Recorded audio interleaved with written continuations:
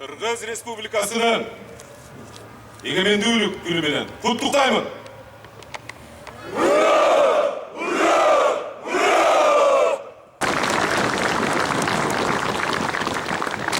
Экенибиздин келечек үчүн, элибиздин бакубат жашоосу үчүн коомдук тартипти камсыздоодо, кылмыштуулук менен күрөшүүдө ар дайым ийгиликтер коштосун.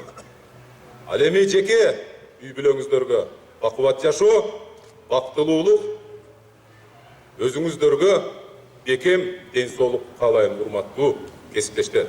Урматтуу Ош облустук ички иштер башкармалыгынын кызматкерлери, урматтуу Малик Саматович, сиздерди Кыргыз Республикасынын өкмөтүнүн Ош облусунда айгарымдуу өкүлү Узарбек Казевич Жылкыбаевдин жана жалпы аппараттын кызматкерлеринин атынан 31 август Кыргыз Республикасынын эгемендүүлүк күнү менен чын дилимден куттуктаймын.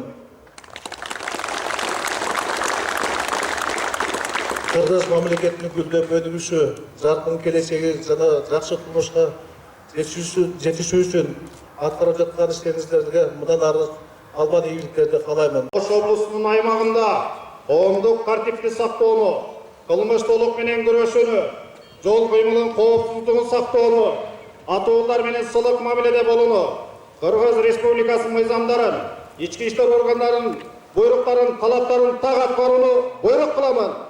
Салтанаттуу жүрүшкө бөлүктөрү менен биринчи бөлүк түз, алгандары оң, ко.